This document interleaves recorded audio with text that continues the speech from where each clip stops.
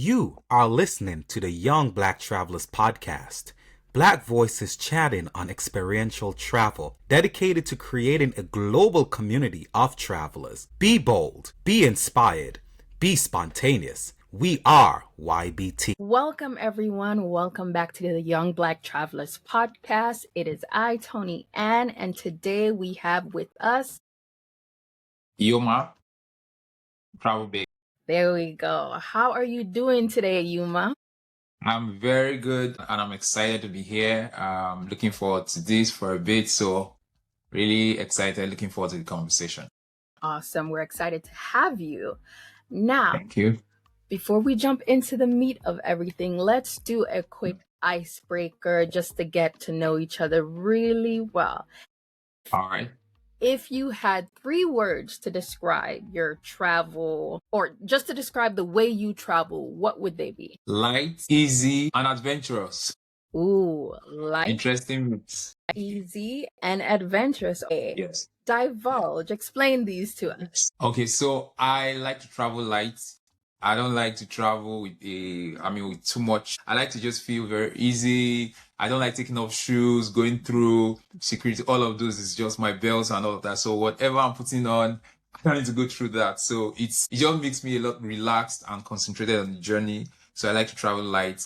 Easy. I hate complications. So as much as, we try, we still get to the airport sometimes late and we're hurrying, and it's like, when you are under pressure, you most likely will miss out on something that you didn't park, you didn't pick. So I like to make things easy for myself and just have it very fluid, because I believe that travel starts even at the airport, not just when you get in the plane. So your trip starts at the airport, meeting people, getting something to eat, just taking things easy and relaxed. So that's me traveling light, traveling easy, smiling. You even meet people are more welcoming. You look more attractive to people also when you're a little bit easy.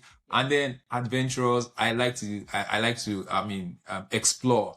I want to get into a place I've not gotten before. And if I get in a place I've gotten to before, I want to experience it in a different way. I'm very open, very, very open. I ask questions, I read, I try to prepare myself for in what way can I experience this same place in a new way, or this new place in a way that nobody has talked about it before. So I'm always open and out for, okay, what's up? What's happening? What's about you? What's about here? What's about this? So I'm that kind of person. Okay, awesome. I'd say for me, it would be fun, detailed, and adventurous. Now, okay. I'm the type of person, I like to laugh. So I like for things to be nice and fun and just things to flow smoothly, detailed. Cool. When it comes to like the airport and where we're going, how we're going to get to the places we're going to, I don't like to get lost. I don't like to stand around being confused. So I like to figure things out and just have a plan in my head beforehand, and adventurous. So even though I like to be detailed, sometimes you get lost. So, and whenever I have those moments where I'm lost, I'm just like, all right, well, I guess it's adventure time. We're going to figure this out as we go. So, exactly. Go with the flow. Go with the flow. Right. Okay. So happy to have you here, Yoma. We are going to take a quick 2 to 5 minute break, and then we are going to jump into the meat of this interview, get to know about Travel Bay and what they have planned and how they've come to be and so forth. Thank you. We will see you all in a quick minute. All right. Quick pause. We have to take a moment to show love to everyone who came out to the Waves and Wanderlust brunch. The energy, it was different. Good food, beautiful people, real conversations. It honestly felt like more than just a brunch. Moments like that remind us why we even do this in the first place. Bringing people together in a way that actually feels meaningful. And if you were there, you already know what it was. If you weren't, Yeah, you might have missed something real. We don't have a date yet, but just know that this isn't a one-time thing. So stay tapped in because the next one, it's going to be even better. Okay, so welcome back, everyone. I hope you're excited as we are going to jump back into the meat of things with Yoma and Travel Bay. Now, really quick, our first question. We're just going to get to the meat of things. If Travel Bay could partner with any travel brand or airline, who would it be? Interesting. I mean, we're in America, but I think I would go with the Middle Eastern Airlines, Emirates or Qatar. I think based on my experience, maybe not a lot of experience. I mean, someone would say, I've not mentioned it, but I'm from Nigeria originally, and it's like, oh, go with an African airline or maybe an American. But I think the Emirates and Qatar, they've done a lot of amazing job around customer service. I know you talked about being detailed earlier. It's really amazing what they do in terms of just, little things. No one is perfect. Nobody's 100%. But I think they do a great job trying to treat people fairly as much as is within their power. But just little things like your accessories, the things you need for sleeping, market. I hear about airlines that don't provide those. I'm like, seriously? No, I'm so used to them having them. So if I was going to partner, because they have a very good spread across the continent of Africa, also, and in partnerships with some other local airlines within Africa, because of course my business, my focus is on Africa, and then they connect widely across America also. So it's kind of like if I would go for the very first, I'll go for either Emirates or Qatar. Next to that, I'll say Ethiopia Airlines. They also do a good job. Yeah, they're very well. Their spread is also very, very much across from America to Africa also. So since that's kind of my focus in terms of the African continent, I want to lean in there. So Emirates, Qatar, Ethiopia. Awesome. All right. Yeah, thank you. Now, Yoma. Yeah. Can you tell us a little bit more of about Travel Bay, how it came to be? Yeah. What's the vision? Thank you so much. Travel Bay, the vision of Travel Bay, very simple, to simplify travel to Africa. That's our big, super overarching vision. Travel Bay came to be, it's a build-up of about, on my experience, I've been in the travel space for almost 15 years. I've run as a travel agent, as a home-based travel agency, to working at a travel agency, to founding my own travel agency, all the way back in Nigeria. Yeah, built up my travel agency to about $2 million in transaction volume over like about 5 years, still in Nigeria. And then, all of this time we saw that the big vision was always like, why is the Africa travel industry not as explored, not as developed, the tools and resources not as available as other travel agencies. Travel destinations across the world. To be very honest, I'm Nigerian, grew up most of my life back in Nigeria. I'll tell you the truth. Most Nigerians, most Africans know more about Europe and America than about other countries in Africa apart from their own country. So you see someone from Nigeria that doesn't know so much about Botswana, doesn't know so much about Namibia, doesn't know so much about Lesotho. It's crazy, but hey, our TV, CNN, all of these, they are all American channels that we watch back on. In our small towns and villages across Africa. So of course, they tell us what to know. But the beautiful thing about social media democratization, that's what I call it, of media consumption, means that we can see what the media is not telling us about America, even as Africans. And also, Americans can see what the media is not showing about Africa. It's kind of like just broken down all the walls. And what it told us was there's a lot of similarities among us. Our young people have the same kind of vibe. We have the same kind of swag. We just saw that there's so much going on. So what this means is that we would love to go explore each other. We would love to know more about each other. We would love to, so who is making this happen? What platforms are making this happen? Africa is a huge travel industry, about almost $200 billion right now. In the next 10 years, it will literally double. So it means that there's more opportunities, and it will create an opportunity for a lot of young people in Africa to be employed. But then who is providing opportunities, systems, structures, businesses, some for people to explore for these opportunities to take advantage of. So that's why we said, hey, if nobody's solving for it, we should be in the forefront of solving for this before any other person comes and they figure out that, oh, something is going on here. So that's actually how travel came to be about. And we said, you know what? Globally, Afrobeats is a global consumable. And when things like that happen, it means that people get curious. They're like, hey, okay, I would love to go. It means there is something more. Our fashion is growing. Our movies are growing. I mean, there's so much going on now where, like, once art has gone forth, it tells you business should follow. Yes. People want to come. People want to come find out what's going on in Nigeria, in Kenya, in Ghana, and all of that. So that is just the story behind what drives us to say, how can we solve for this? And so we came to America to build Travel Bay, say, hey, a lot of Americans, I mean, we get tons of requests. Like I said, I ran a travel agency back in Nigeria, and we get tons of requests from UK, from America, cities all over America, requesting, but there is a lot of disconnect. There's not a lot of information. And then you are dealing with a travel agency halfway around the world. Trust comes in. Are you sure they will deliver for me? What's the level of service? So all of those questions, we said, you know what, we need to solve this at scale. You know, most people have to go through the hoops of figuring out, who do I deal with?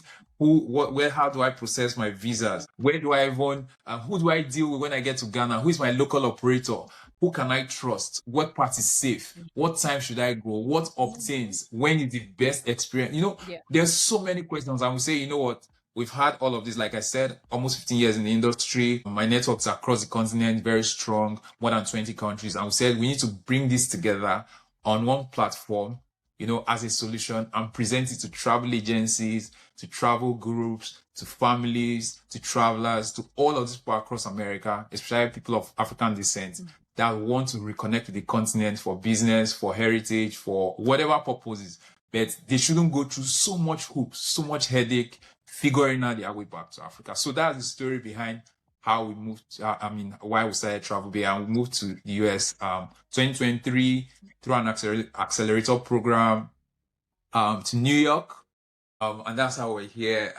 Thank you so much. Okay, awesome. Well, you've heard it all so far. Now we're going to dive into some questions based around Travel Bay and, you know, expectations, what people can expect. So, first question is, Travel Bay connects travelers to curated experience across Africa, right? Yes. Now, destinations or types of experiences do you think best represents the diversity of African travel today?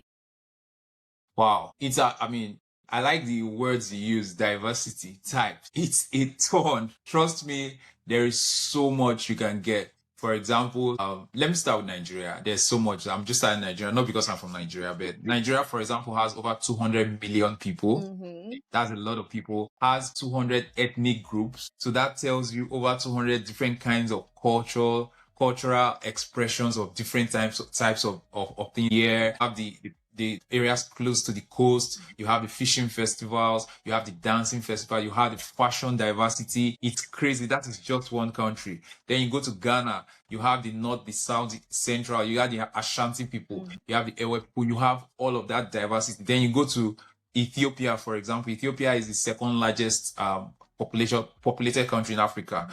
It's so huge in terms of its scenery. You have the mountains, the rocks, the monasteries, and then you have the old volcano, non-active, I would say, volcanoes. And then you have the safaris also in Ethiopia, not as popular as Kenya, but it's unbelievable what is in Ethiopia. Mm-hmm. You know, then you now go to East Africa, you talk about Seychelles, you talk about Mauritius. These are like dreamy, heavenly, you know, islands. Now, the beautiful thing about all of this is I say that Africa, you can visit any time of the year. Mm-hmm. The weather is unlocked. It's not like, oh, there is December, you can't come at this time. Oh, there's nothing going on. Like any time of the year, you can visit. So when you talk about diversity, it is so diverse, even just within one country.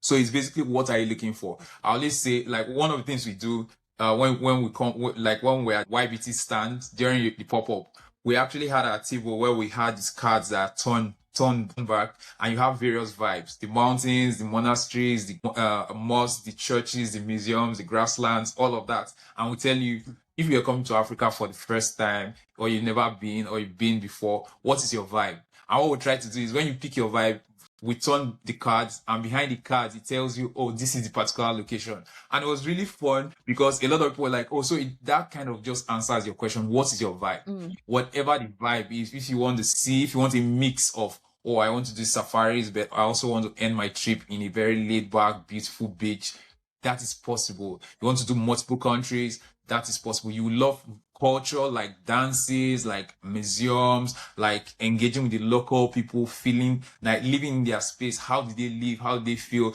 Even if you want to vibe with the cities, like you're like, okay, you know, I live in the cities, but I want to see how the cities in Africa vibe. You got whatever. The beautiful thing about what Travel Bay does is saying that you can come for yourself or for your group or for your agency, for whatever, and tell us what it is that you want. What are you looking at? And based off of what you want, we curate and design your trip, you know, to fit your need. So if it's just a solo traveler also, that's beautiful. Because I told someone that I was talking to someone, I was like, do you know how crazy interesting Egypt is? The fact that you hear all the history of Egypt, one of the oldest civilizations in the world, and you are in Cairo, and then just $50 and $100 flight, and you land in another city, Hurghada or Sharm el Sheikh, and it's like you are in Maldives. In the same, not far from each other. It's almost like, how can you have so much diversity and difference in landscape, in scenery, in tradition, in culture, everything, just the $50 flight? So it's crazy, the options and the possibilities that come when you talk about Africa. Let's not talk about Morocco. Like six cities, 6 different expressions, 6 different. It's crazy what you can get. So for us, we always want to try to say, okay, what are you looking at? Sometimes, of course, I mean, granted, people don't even know. They're like, you know, I'm not gone. I just want to like just give me something, and that's fine. We help you create from there. If you are like, oh, you know what, I want my destination wedding even in a safari, with the safari just behind me. Awesome, why not? We'll make it happen. You understand? So Africa has all of those. I know, of course, there are stereotypes, to be very honest. People just say, oh, safaris. Africa is way more than safaris. Way more than safaris. Safaris are great. They are awesome. They are breathtaking. They are unbelievable. But Africa is way more than safaris. You know, so there's so much that's possible. Like I said, just to answer in very simple terms, we try to start from what it is that you want. Like that question we ask everyone they come to our table: what's your vibe? What are you looking for? You know, Black people have, you know, we love fun, we have vibe, and all that. We're like, okay, what's your vibe? What are you looking for? What are you looking at? And then we can tell you time of the year, place to go, and we can build your entire experience from that. Okay, awesome. You pretty much answered part of the second question I wanted to ask, which was, how can the technology such as travel-based platform make African travel more accessible and seamless for first-time visitors from the diaspora? So you dived a little bit. I love that. When I first came in, like I said, we came in with an accelerator program to New York. And you know, the accelerator is 3 months, and you go through the program, and it's like, hey, this soft landing launches you into the entire space. Interviewed over 100, almost 150 people, African Americans. I was very deliberate about, you know, I don't want anyone that is, maybe you just came visiting, you're from Nigeria, you're from Congo, you're from whatever.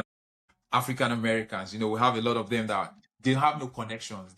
It's what for them. It's kind of like no information, no connection. And then they are looking around their friends, because we discovered that for most people coming, that are African Americans, the top 3 ways they come is: 1, they reach out to their friends in their network who are from Africa for recommendations, or they reach out to their friends who have previously been to Africa, or they try to go online through their agency to negotiate, connect with travel agents on the line, on establish that there are about 3-4 major concerns. 1, you don't even know where to start. Yes, you're like, no, I've never been there, I want to go. So I'm like, I meet many of them, I'm like, okay, where do you want to go? They're like, then for most of those that know, they know Ghana. Many are like, I want to go to Ghana. I'm like, okay, 9 out of 10 people that even know where to go are talking about Ghana. And I can understand why. But for majority, they don't even know where to start. So it means that first, information. Where do I go? How do I have no understanding of it, because really, when it comes to business, they tell you that people buy what they know. Yeah. So when you hear about Paris, you almost feel like you know Paris.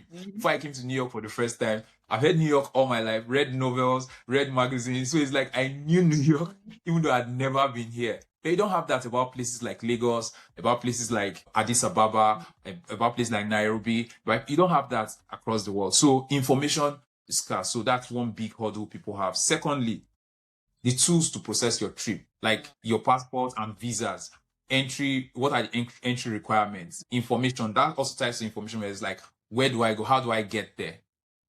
Also next to that, what do I do when I get there? I met some people that have said, oh, I've been to Lagos. I'm like, okay, what did you do there? I went to Lagos. We had a great time. I went to Obi's party. We went to nightclub.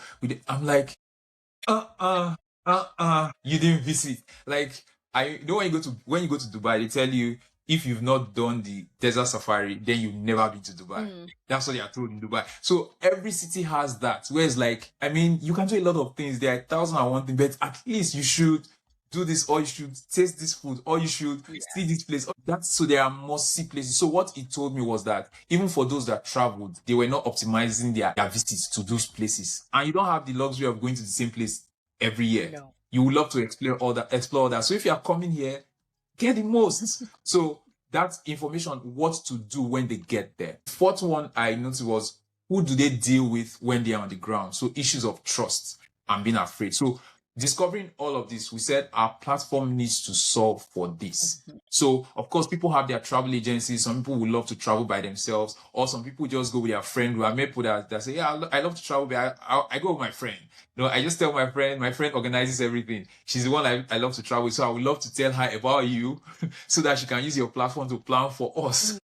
If whatever your flavor is, whatever your vibe is, what our platform does is to say, first, we have the entire itinerary planning tool on lock. So whatever you want to do, we advise. We are there on the back end. We're using our tool, our platform, which, I mean, it's almost about done now and out. You can plan your day 1, day 2, day 3. We have templates of, this is what a trip to Nigeria can look like. You can get more, but at least if you are going for just 7 days, this is what you can do. We have those already on our platform. We have for Ghana, we have for Mauritius, Seychelles, all sorts of places. So you have that to help with your itinerary. So that solves where do I go? What should I go for? Of course, when you see the pictures, you have an idea. All right, I love a beach, or I love this kind of thing. Next, there are the visa requirements. So you see the requirements for what you are. You can always contact us, drop us on, because we know some people are in the US, they hold different passports. You might not be holding a US passport and all of that. So that advice needs to come in. Another concern is, who do I deal with when I get to the ground? So you want to go skate on the sand in Namibia, for example. You're like, I've heard so much about Namibia. I want to go to Namibia. I want to do that belly skate, whatever it is that I've heard all sorts of names for it. Everyone sees the pictures and sees the video, and they call. I'm like, whatever name you call it is fine. We know what you're talking about. But then you're like, who do I deal with when I get to the ground? So we also solve that using our platform, not just to plan itineraries, not just to help you fix like your visas, but we also connect you to qualified and vetted local tour operators. So these are people that you can be sure. And the beautiful thing is, you don't even need to deal with them in terms of paying them cash before you get there, we connect them to you, your entire itinerary is planned, you pay on our platform. So you don't need to be bothered about, oh, am I dealing with the right person? Oh, can I trust this person? Or because we know, of course, like I said, people buy what they know. And if you've not heard so much about the place, you don't feel a high level of trust. Not because there's anything wrong with the place, but we're just human beings. And hey, we need to look out for ourselves. So we do that by looking out for you. Apart from that, every one of our qualified and vetted local operators, they are trustworthy. They are people you can deal with. Like I said, I've been in the industry almost 15 years. They are people that we have been dealing with for a long while before we even moved to America. So it's really beautiful that we have that asset there. And also, apart from that, our team also have what we call, within our platform, we have what we call trip management. This is after you booked your trip. Our trip management is virtual, but we're constantly with you throughout your entire trip. Even if you're a solo traveler, apart from the fact that you have like an on-ground qualified local operator, and yeah, maybe you want to just solo go through Namibia, that's fine. But at least you have someone you can call. You have a friend, not just us virtually, but on the ground. And the reason why we built our platform this way is that I want it to be an all-in-one platform, not just for planning itineraries, fixing your visas, helping with you advice and all of that, not only connecting you to a local experience provider, but also staying with you throughout so that you feel like, okay, I've got the best deal in terms of my experience. I feel safe. I feel like, okay, I can go and come back and get, the best. So that's basically what we've invested into our platform, and keep building, getting feedbacks, iterating, just to ensure that we can get the best out of it, both for individuals or groups, like I said, for travel agency. So I've been a travel agent. I know what they go through. You're calling a country, you're talking, you're talking, can I deal with this vendor? Which vendor can I deal with? Am I sure what they're giving me? So you go through about 4-5 vendors, and then you weigh all what they're offering you, and you're like, okay. And then you're trying to make the best decision. So we do that for you because we've been on the ground, we've been on the continent, where, we've done this for quite a bit. 15 years might not be forever, but it's quite some time to have built some experience and expertise. Yeah. So that's what bringing to our platform. Hope that helped. Okay, that was very insightful. Next question now. When you think about meaningful travel, what moments of cultural exchange or local connection stand out the most? That's interesting because I think from the conversations, it's been beautiful the last over 2 years we've been engaging in the American market. Impact and all of this means different things to different people.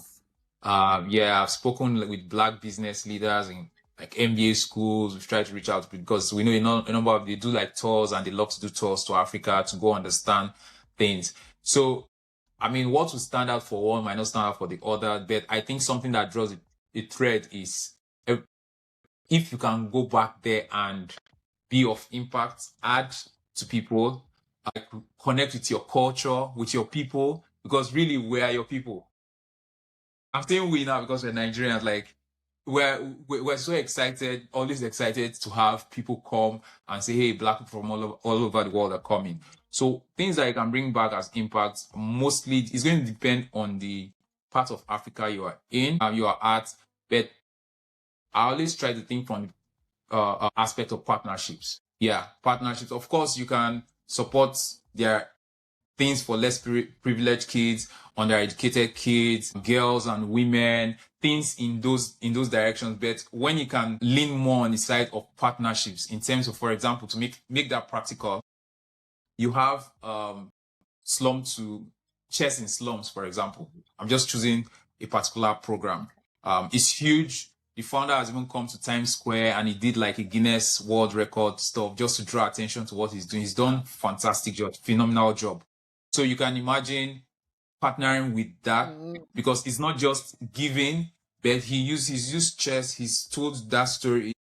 Tons of those kids that have gone from just being street kids to having gone through school to acquire skills to become tech entrepreneurs, to become founders. It's crazy what has happened. So in that kind of space, so when you talk about, what can be impactful, partnership with those kind of projects, because the multiplier effect is more than saying, of course, giving out stuff is great. Giving some money to say, I gave some money to this is great.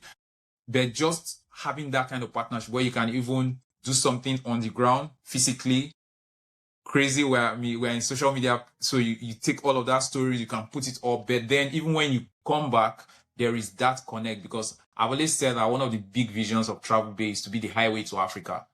We need to connect the Black diaspora to Africa. It's unbelievable what is going, for those of us that have been privileged to know what's going on, a bit more of what's going on in Black America, in terms of entrepreneurship, in terms of the growth, in terms of how people are pushing themselves and trying to make something out of themselves, and also knowing what's going on in Africa. It's crazy to me that the entrepreneurs, people doing amazing stuff in Africa and those doing amazing stuff in America are not working together. It doesn't make sense to me. The fact that where it makes sense is that there's no connection. There is not.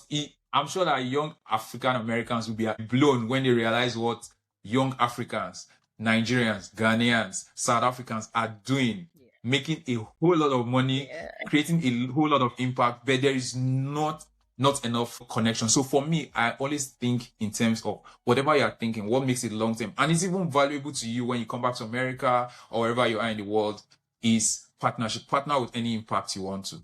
Find the one that, of course, we're happy to advise, we're happy to point in those directions, because we also have those as part of some of the tours that we do. So people go for things like impact tours, on government tours. So they are MBA schools, they travel back to Africa, and they're like, oh, want to get involved in housing, in helping to provide shelter. All of those things are good. They are great. And we point in those directions. But personally, because I like the way you asked the question, I would always say find partnerships. Those are more sustainable. And it can move even from just non-profit into profit-based. But then the multiplier effect is unbelievable when you see that something you are doing is becoming like an industry. Just imagine what that would look like. Okay. All right. Thank you for, enlightening us and going into detail about that, because I know I, for one, was not aware of all the different platforms and, all. Yeah. Like, if I was to say that I wanted to travel to Africa, I wouldn't know where to start. And that alone would cause me to be like, you know what? Maybe next time. Exactly. And then it keeps being next time and next time and next time until something just shakes and you have to really go. So I know. All right, cool. We're gonna do a lighter question. Okay. Take it down a notch. Let's say, do you think that social media has helped or hurt the way we travel today? I've seen different takes on this, and I think as with anything in the world, there is the good, the bad, and the ugly. You really cannot stay only on the good, and you really cannot stay only on the bad, and also you really cannot stay only on the ugly. So any one of them alone is really terrible. So I would want to go about it this way, to say that overall, I think I made reference to it earlier when I said that the fact that we do not, I used to literally live on CNN at some point in my life, many years ago, because that was like the only news station I had from the rest of the world, because I was in Nigeria. It took me some time to learn that you have CNN, you have Fox News, you have MSNBC, you had all of this, and all of them have their leanings. Of course, I won't say I know, I won't say I understand the full, because of course I have to get in, and that's something I'm deliberate about since moving to America, getting into the culture, trying to understand things more from trying to learn and understand than any other thing. So in that, using that as an example, just for example, coming out of that whole bubble, and then social media is telling me about sports from a different dimension, about culture. I'm not just blogs I'm reading now, not just a news presentation or a feature story, but reading takes from people, being able to go to the comment section and see how people are thinking, and realizing, okay, they think about this differently in New York than in Chicago, for example, or America is not just one country, it's a country of many countries. Like, it's crazy to learn all of that, as I'm sure that, for example, you've learned a bit about Africa today. So I would want to lean more into those. Say that it's opened up opportunities for us. I don't think that I would have moved to America and launched Travel Bay and seen the need for Travel Bay maybe about 7-8 years ago, and then worked towards launching Travel Bay if not for social media. Okay, I don't think that African Americans, people of African descent, African Americans, Black Americans would have appreciated Africa as much if not for social media, because the distribution we have for Afrobeats, for example, today, which is something that has brought the whole continent to, is social media. Without social media, if we had to wait for the legacy systems, I'm not sure they would allow Afrobeats the way it was. When they started coming many years ago, about 10, 12, 15 years ago to Nigeria, at least I was a bit in the entertainment space for a while. They wanted to force American sound on Afrobeat. That's how it started. Everyone knows Davido today and all of that. But if you go back, the first album he recorded when he wanted to cross over, he personally hates the album. He literally does not sing any song from that album because they tried to force American on him. So I'm just saying the gift we have of what we call Afrobeats today is because of social media. Of course, like I said, there's a good, there's the bad, there's the ugly. But I would want to ride on the possibilities that made for us. And it's just saying that the more we enforce the good, it shrinks the other parts, the other. Right, awesome. Now, you said you like to travel and you like to be comfortable and you like to offer things. So, what is your go-to airplane snack or drink? Where whenever you travel, you hope that you get the snack or drink or you request it. I mean, honestly, I don't really have one. Really, honestly, I don't have a particular one. But because I'm really like, I may be the wrong person to ask that. Because my mom, I take anything that offered. Really, even though I want a hot meal, and I said I'm adventurous. That goes on. That extends my belly. I'm ready to try out anything. I know there are people there that I tease a lot of Nigerians. As a matter of fact, I harass a number of them. I'm like, you are leaving Nigeria for 5 days, 7 days to another country. Why are you looking for Nigerian food there? Go look for their food. After 1 or 2 days, you're like, wow, I can't survive. Can I get Nigerian food? I'm like, no, their food. You have just 7 days. When you leave, you start wishing you did more. I'm actually that kind of person that is open. So I don't know if I'm the best person to ask. My mom, growing up, my mom calls me, I don't know what you call it in America, maybe trash bag. My mom calls me a dustbin. She's like, anything you give him, he eats. He doesn't say no, so long as people are eating. So that's what she always calls me. So just to enforce that, I don't think I'm the right person for that. I'm very adventurous. I'm like, okay, what's that? What's in it? I ask, what's in this? Okay, I look around. 1 or 2 people are eating it. I'm like, okay, fine. I try, and then whatever happens, we deal with it when we get there. Okay. All right, good. Yeah. Thank you. Here we go. Next question is, what role do you think travel plays in identity and community building? 100%. I mean, I like that question. Travel is a massive tool. I don't think you appreciate other people, their differences, their contexts, their realities, what make them them if you do not go to them. If you are going to build relationships that last, if you are going to build alliances that last, if you are going to build something formidable, then you need to go to I mean, thank God for social media, grateful for all of the apps and all of that. But even when you meet people, for example, talking about dating now, even when you meet people and you're talking, what are you looking forward to doing next? You're looking forward to meeting. Yeah. Even if you're halfway around the world, you are every day you're talking about the plans is how do we meet? How can we meet? How can we meet? No, that's all your dream. Like you just want to meet those people. So it's the same thing. It's the same thing. Travel is saying that there is value to travel, and we all want that value. We want like exponential growth in different areas of our lives, emotionally, psychologically, spiritually, whatever, financially, and or just identity. That is huge. I've seen people cry when they come from America. Like a lot of Africans didn't understand. Many of us did not understand until we saw our brothers and sisters coming from America and they're literally crying. Like they're in tears. Like we're like, it was when I came, I said, you don't understand what it is like to come to Nigeria and everyone is like you. When you go and it's like you're in the majority for the first time. Like no one is looking at you funny because you look like everybody until maybe you speak. But you're just on the streets, you're not different from any other person. I'm like, many of us, like from other parts, like from Africa, we don't understand what that is in and of itself. So travel, and I think there's the enrichment it gives to us who are Africans based in Africa. There's an enrichment it gives to African Americans who are able to make that trip. And I think that's an experience that every African American should have. I read the story of Gabrielle Union about 3-4 years ago. She turned 50 and she decided to do a tour of Africa with her entire family, extended family and all of that. They did about four countries in Africa. They ended in Ghana. And then she did this ancestral bath.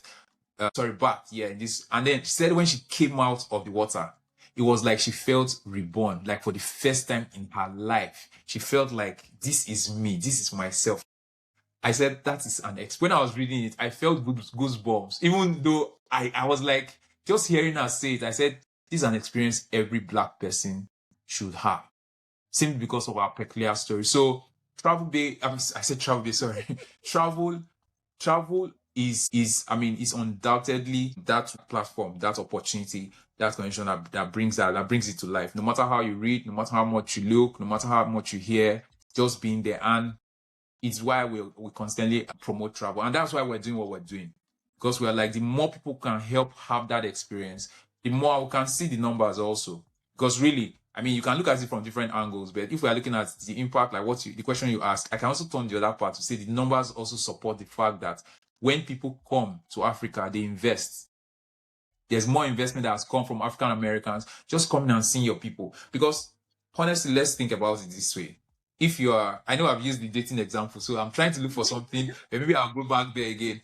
If you spend money on someone you are dating, you don't call it spending. You are showing love. It doesn't reckon as spending. But if it's your friends, like your friends coming to pressure, you're like, hey, come on, get away from here. No, I'm not buying that. Because to you, it's spending. You're not thinking, I mean, they are just your acquaintances, you are just friends. You can have a good time, but the person you care about, you're in love with, you don't think about it. That's the way it feels when African Americans come to Africa. I was telling my friends, I said, do you realize these people don't think that they are spending money? To them, for the first time, they've connected with family. So they don't care paying money to that lady's shop. I mean, so that's why I was like, look at the spend. 1 million people visited Ghana in 2022. They spent about $2.5 billion within a year. It's crazy. Can you imagine that value in Ghana, one country alone? So so we don't think so when you are talking about it on this side, I can also talk about the data. I can give you the data that it supports that, yes, there's really value in moving, going there, meeting with your people. Of course, they give you what you cannot pay for, being there, connections. And then you are like, I can't ever pay for this. You don't even think you are spending money. You are giving back. You are purchasing properties. They're investing in, there's partnerships going there. But of course, it needs to be at a higher scale. So, I mean, totally 100% travel is all for that connection and makes it happen. Yeah, and that understanding makes it a lot deeper, cements it for life. All right, I have about 1 or 2 more questions left for this section. And the next one is, what role do you think collaboration between African and diaspora creators play in shaping how the world sees African destinations? I think they have no reason not to work together. I don't know why you should not jump at the opportunity. That's something we're also, of course, we're still in the early stages of our, like I said, we've been here 2 years. We're still in the early stage of building, but that's something that we're looking to. We think that we should do stuff with. We're looking at several brand partnerships that could help that happen. Hopefully that comes together quickly, and of course to push some of those information across to young Black travelers. But there's no reason why they should not work together. I've gone on the comment section and seen some viral posts that have come from creators in Africa to America, and I see how African Americans connect with it a whole lot. They love it, they're enjoying. I'm like, yes, and you see it vice versa also. I see Nigerian comments, African comments in viral posts of American creators.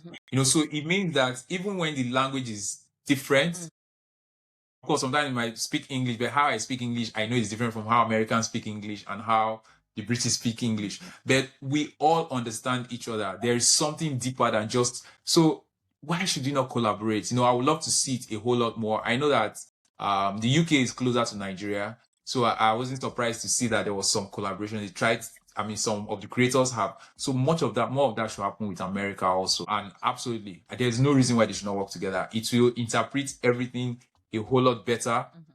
We have the numbers both ways to benefit. Like I said, sorry, I always go back to numbers, maybe because I'm the entrepreneur, but I'm like, there is empirical evidence why this thing needs to be the norm. Like, we should look forward to it. We should collaborate. There's no reason why not. And like I said, in our own little way, we're looking to bring that I don't want to say anything because if you've not signed the dotted lines, you've not completed that whole process, you shouldn't be announcing anything. But yeah, we're looking in that direction. Interesting you asked that question, where we could get some creators here to work with those in Nigeria and those there to also contribute with respect to travel. Yeah, we're actively working on that. Okay, perfect. background pretty much decided it was going to.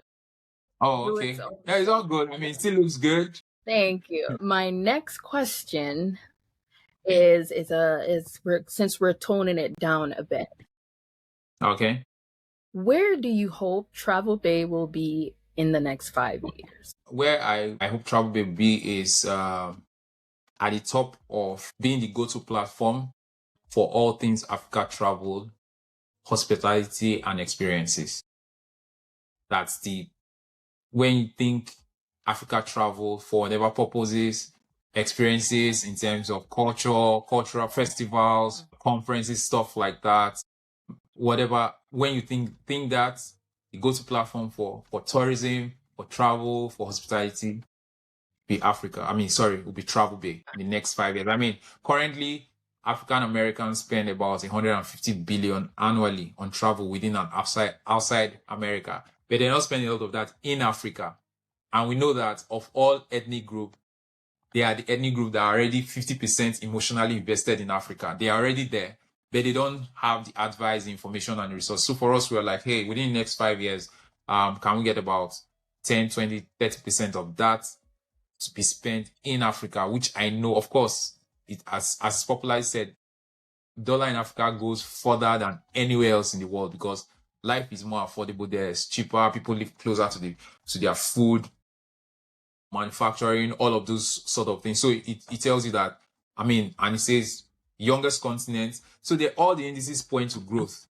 So for me, we need to get African American entrepreneurs of the future to begin to see that, hey, this is where we need to go build, invest for the next 30, 50, 40 years. If you are looking to grow wealth, to become something phenomenal in the world. So Africa is there. So we would love to see our own people, even if we don't have the expertise. Like the way I say I told some of my friends, I said it would be great. I have nothing against anybody from any part of the world, but it would be lovely to say we have all of these minerals in our community, and the company is coming from halfway around the world. Yeah, it would be nice to see that it's your brothers that are coming, because we feel like they will have something. They have some skills. They have capacity, industrial agriculture. All those things are there. Like Africa, just Nigeria can feed the world. With respect to just farmland, just Nigeria alone, not even Africa, just Nigeria. So it tells you the possibility. So all of these skills, is there possibility for some transfer of knowledge, of collaboration, of all of those things? So it's the way I think about it, even deeper than I know the question you asked, but that's where we feel like, no, there's so much. This is just a starting point. Say, hey, travel bet is a starting point for so much more, especially in the race. So for us, within the next 5 years, we would have seen about 20-30% of that spend come to Africa. It would have triggered industries, partnerships across things like manufacturing, agriculture, real estate, especially across the world. We know other people will come. Indians will come here, the Chinese will come, the Europeans will come, all of that. Americans will also come, but we would love to see a lot of people of African descent, African Americans, who come in to invest, to partner, to come support their people and all of that. Yeah, that's what we're seeing. That's what we're looking at. That's our dream and our vision. Yeah. All right. Awesome. Okay. So we're going to take another quick break. And when we come back, we are going to take it back down another notch as we close things. Okay. So stay tuned and we'll see you all back in a couple minutes. All right. Right. So before we close things off, we have one question for you. When it comes to travel, are you choosing based on what you actually want or just what feels familiar? Think about it. What's your vibe? And have you been limiting your options without even realizing it? All right. Welcome back, everyone. We are closing off our conversation with Yoma from Travel Bay. So, Yoma, I have one final, or maybe two final questions to ask just to end things off with a bang. How do you see Travel Bay empowering young Black travelers in the future? Okay, I think even from now, I mean, from business school, from business training, you are told that you can't. I mean, from practice also and from experience, I've been an entrepreneur for a while, so I'll just go ahead and say like you can't really lead with pricing, with affordability. To say, oh, I'm more affordable than the other person is relative because someone can always get cheaper than you. And it could be whatever crap, but we don't play in that space. But I just wanted to say that to lay the foundation for what I wanted to say. That right now, young black travelers utilizing Travel Bay are going to be spending sometimes about 50% of what they spend elsewhere. I mean, it's the reality, but we don't, like I said, we don't lead with that. Because so it means if you can do that right now, you can earn some really amazing income. You know, because we know everybody, not a lot of people hate the logistics of travel. So if you know a bit about it, you can make some extra income. You can decide to travel for free. I told my friend, how do you travel for free? Make it happen for 5 other people or 6 other people, and you go for free. That's basically what it is. So I mean, our because of our depth in the industry, are spread across the industry within Africa, are spread within Africa in terms of tours and all of that. I've been in the space for a while, so we understand it. And it's not saying others, because I mean, there are colleagues on the continent are charging with no. I mean, it's just it's a simple math saying that for a number of these that have been able to work with travelers coming from America, sometimes in a whole year, maybe they have 40 clients, they have 50 clients, they have 20 clients. So it's like the entire business is based on just a small set of people. And then, so of course, the costs are a whole lot more. But when you understand that you have a platform that is going to enable you do a lot more, you have more depth and we have that much depth and make it available to 2, 3, 4 level tiers of travel agencies. So right now, young travelers can be empowered financially, okay, because they get at great rates, best experiences, because even the experiences we offer are way deeper. I mean, you can easily check our platform for that. They are way deeper than what you get elsewhere. And because we know it's not easy. So, but our experience and our depth of expertise comes into play. So that's one. As that grows, we definitely will help young black travelers own businesses. Hopefully, they are looking to not just be group trip planners and maybe do it on the side. They get to the point, because honestly, I started as doing it on the side. So I didn't think I was going to get to the point where I will even move away from Nigeria to come set up this globally. So it means that it could be anything for them tomorrow in terms of, we hope that they are moving. So training, all of those things coming is going to come in sometime down the road, where we train people with all of the and then partnerships with organizations, things like certifications, all of those coming later as we go.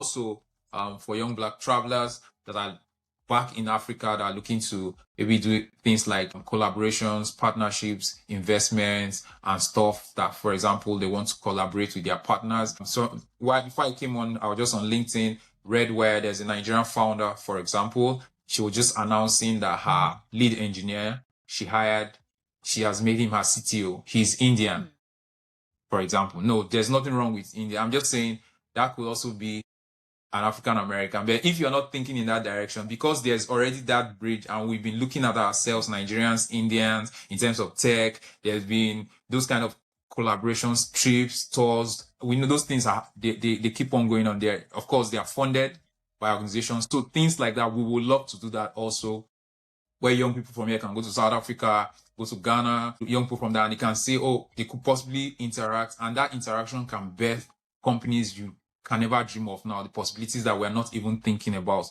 So things like that, tours, investment tours, business tours for young people, that just make them see the world in a totally different way and find solutions that we're not even thinking about. So those kind of things will come down the road also. So yeah, those are some of the things that we're looking at to empower black travelers. Great. All right. Now, final question. If you could design the perfect trip for the young black travelers community, what would it look like? You could just give us the outline. The perfect trip. I'm going to be biased here because I'm Nigerian, but I'm also going to be generous. It's going to be a 4-country trip. Okay. Yeah, from Nigeria to Ghana. Okay. So it's going to be Nigeria, Benin Republic, Togo, and Ghana. And then it would be about 12 to 14 days. Yes, with about 4 days in Nigeria, then about 2 days in Benin Republic, 2 days in Togo, 2 or 3 days in Togo, and then 4 days in Ghana. So you come in from your young Black travelers, come into Nigeria, then go through Nigeria, Togo, Benin, Togo, Ghana by road, and fly back to the US. Now, so that's like going to be highlights of it. Now, all of these are going to be, the experiences are going to be crazy, different, but really awesome. So that's like a short tour. West Africa, maybe about 25% or 30% of West Africa. That's a high level. Of course, we can delve into all of the food tours, culture tours, adventure tours. We segment it by days. That's where we try to put our tour, our just to give you an idea of how we put our tours together, like adventure days, museum days, where you can do like 3, 4, 5 museums of various shades and kinds. It just gives you depth. And then you have culture days where it's like everything. You can get accessories, you can clothes, you just get to experience. Then food, you do food days, you do fine dining, you do streets, you do all sorts that has to do with food, maybe a cooking class, and then stuff like that, just across about 12 to 14 days, 4 countries, roads. Amazing experience. Lots of dance, lots of outfits. I look forward to it. It's very exciting. All right, awesome. Well, thank you. Thank you. This was amazing, enlightening, informative. Okay. One final thing before we land it all. Someone you would like to shout out? Okay, just thinking about it, I think it's a huge organization. If I can do 2, I'll start from young black travelers. Okay. Yeah, seriously. And I'm not doing it because it's here, because we've been here for a while. I think yours was the first pop-up of that form that we did. Yeah, so because we started thinking about it and it just popped on our we're like, oh, let's do this. What do you think? And it was like directly, because there is the coming from Nigeria and meeting just Nigerians here. You almost are in an echo chamber. We're like, no, we need to. How do we connect with the community? We need to speak to our people here. And young black travelers were just like the way in, and I can see how that has really helped us to just grow. So thank you for that. If I can, because if I have to talk about, I would say another organization like yours. We've not fully experienced them, but we just try to reach out, and we're blown away by their support that they gave in welcoming us and saying, hey, come and host your event. God will propose to host an event with them. I'm talking about Afrotech. So we'd like to give a shout out to them. So, it means that we're very welcome. We've been very welcome. I would say young black travelers open their arms to us. Afrotech opening their arms to us to come and do like something similar. We're like, okay. So when you talk about who to shout out, those 2. Yeah. Thank you so much for the opportunity. Awesome. All right. Amazing. Well, thank you everyone for joining us today. We hope you enjoyed today's episode. You can follow us on Instagram at Young Black Travelers Blog. You can listen to us on Apple Music, on podcasts, many of the other platforms. I am drawing a blank today, but we look forward to seeing you again. And once again, stay safe, stay blessed, and we look forward to seeing you all. All right. Have an amazing one. Yoma. Thank you, everyone, for listening. And thank you for this amazing opportunity, Young Black Travelers. This was amazing. I loved it. I enjoyed it. And thank you so much. All right. Bye. Bye.